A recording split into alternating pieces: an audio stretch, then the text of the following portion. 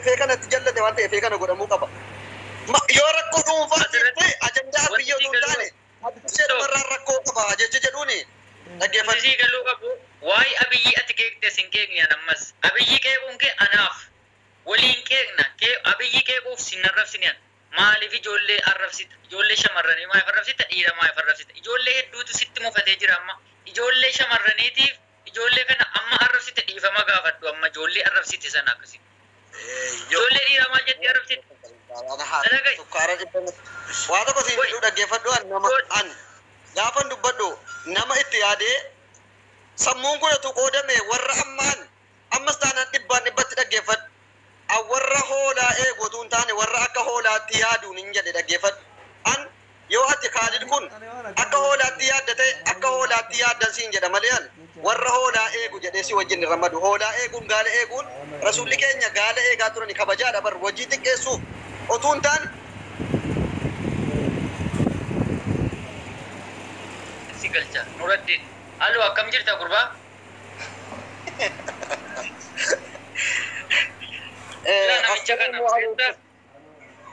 wayne Dr. Abiy Wusteno an namni akka kan ko Dr. Abiy jaallatu hin jiru kanan beektaa garuu dhugaa dubbachuuf ati ana caala Dr. Abiy koy Dr. Abiy jaallachuuniif oromummaa waladda bar amma waa tokko siin jechuun barbaadaan networkiin na dide dubbii keessan asli haasaa ture maali aniifatti nama tokko Dr. Abiy nama tokko maaliif mootummaa jechuun mootummaa ummata muluuti kan sabaaf sablammoota 80 wayiti ati akka yaada keetii baatee mootummaa kan keessana waan inni hojjetaa jiru sana irratti ittiin gammanne taanaan akka inni sirreessuudhaaf akka ati barbaaddu sana godhachuudhaaf akkana godhamuu qaba sirrii miti jettee waan barbaaddu jettee qeequu qabda dhaggeeffadhu. Anis akka Abduseet mootummaan kun Dr. Abiy Dr. Abiy dhaggeeffadhu.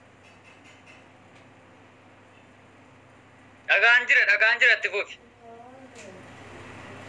shabakaan kee akkasiin baafne tuqii kaman gaafate gaafan jedhu yookiin ati immoo ati gabbaatee dhimma dhuunfaatiif ammaan Kaalid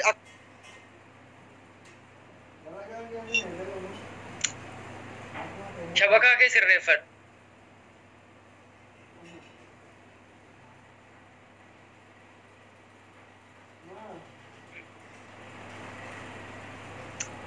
Abuya shabakaa kee sirreeffadhu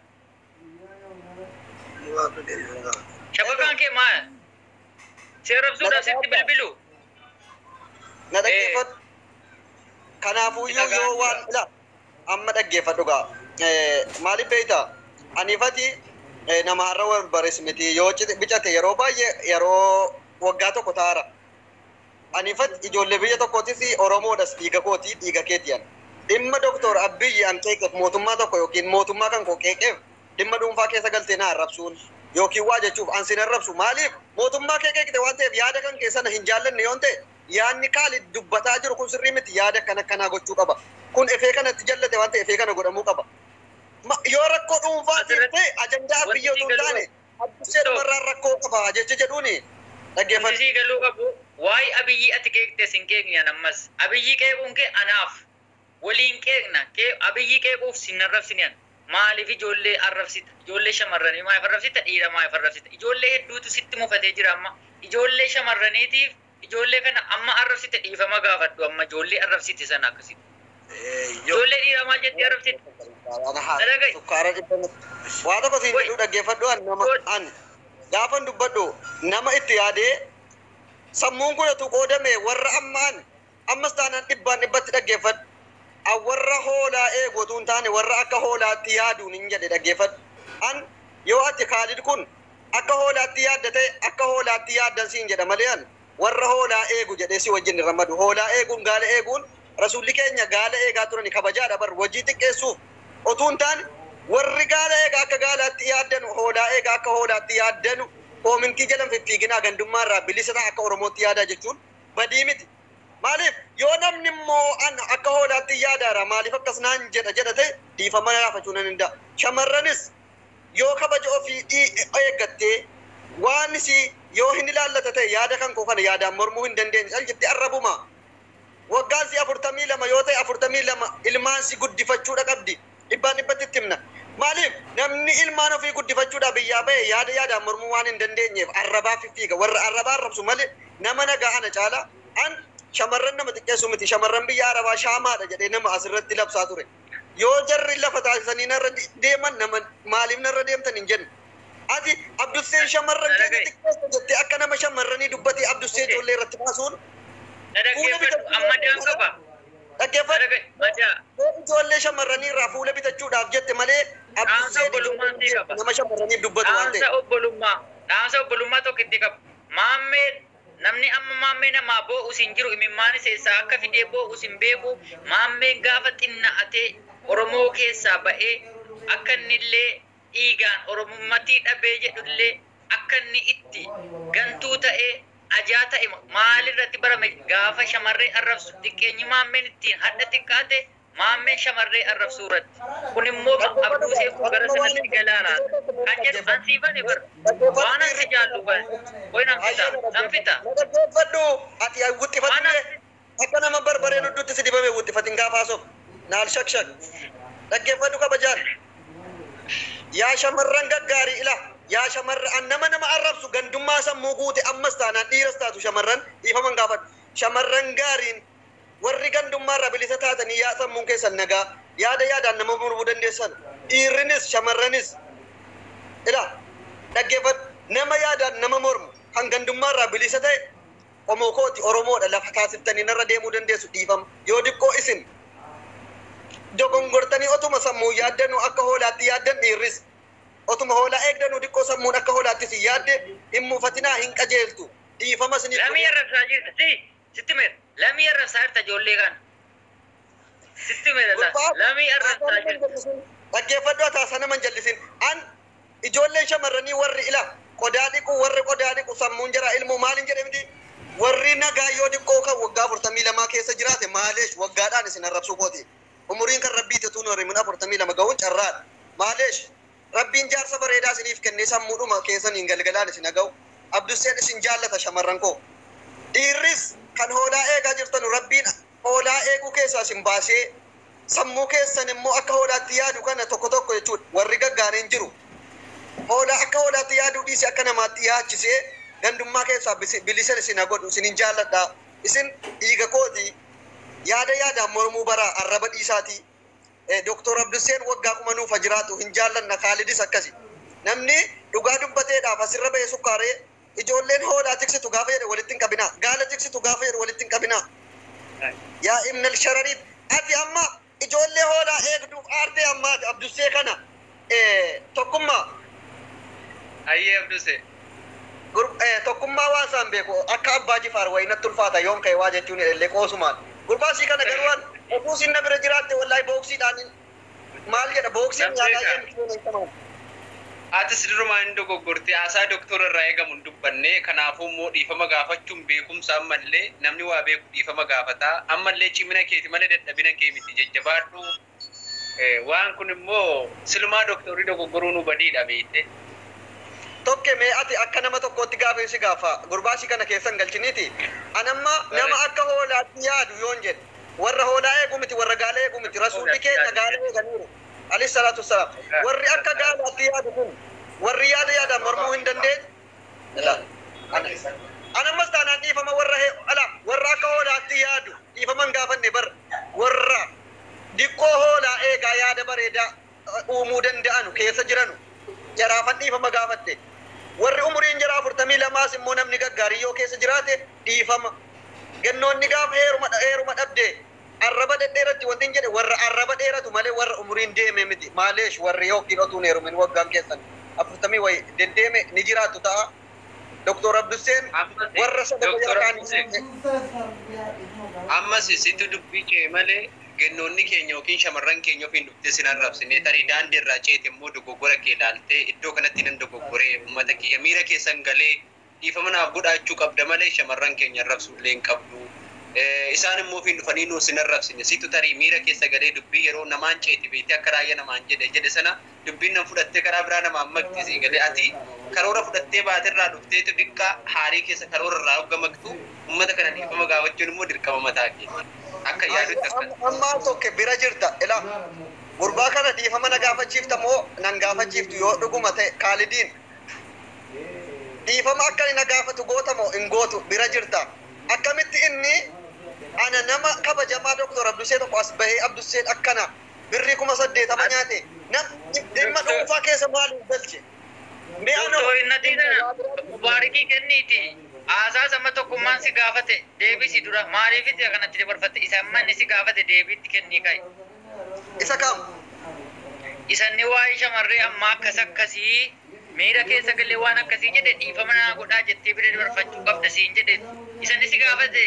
dhiifte waa biraatti dabarfatte wallahi shamarran kanko Allahu ta'ala dhaaf jechan isin jaalladhaan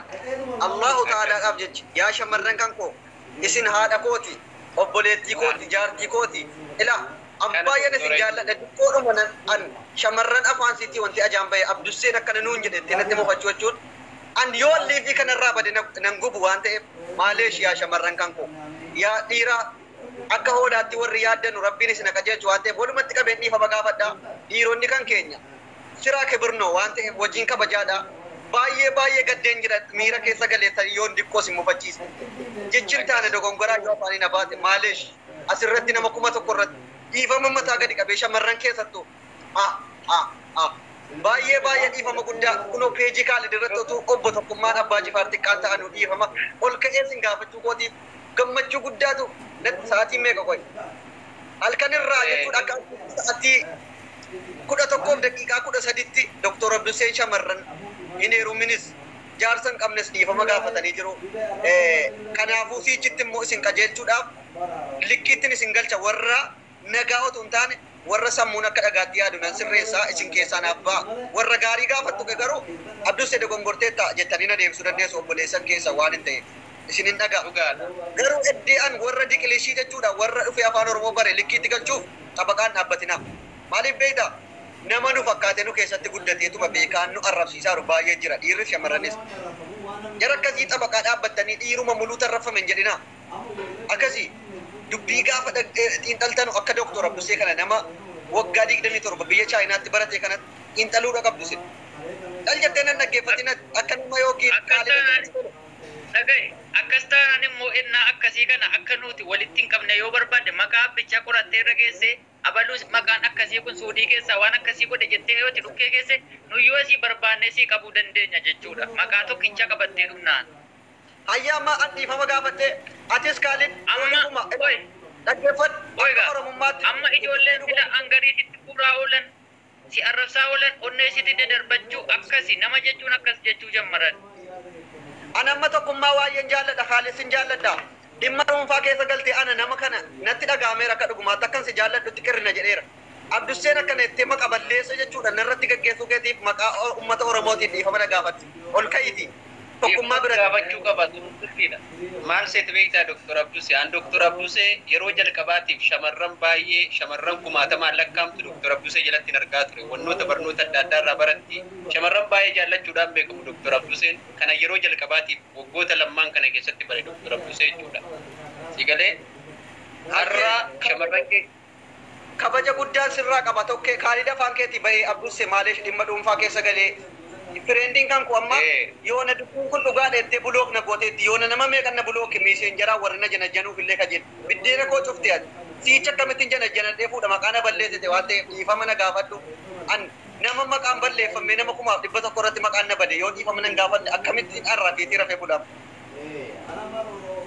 Okay, maka balleessin sirratti geggeeffameera jedhame kuni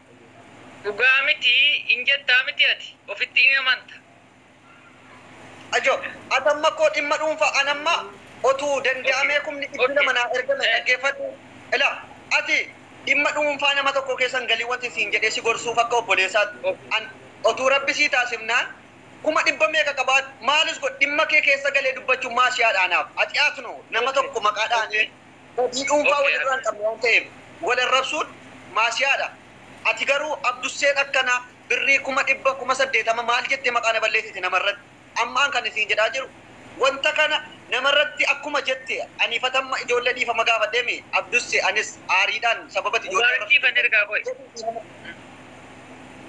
Okay. Sirriidha.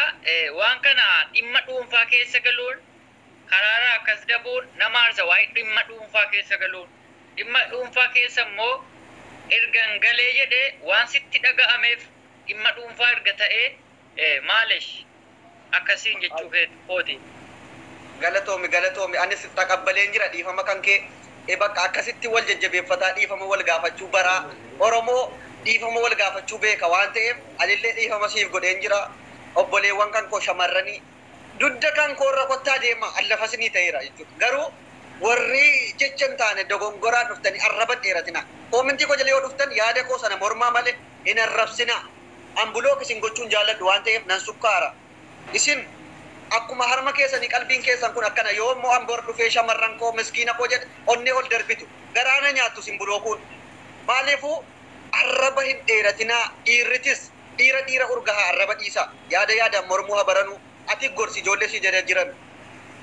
yoo namni waa tokko poostii godhe wanta sana laalaa yaada mormaa malee arraba dheeratinaa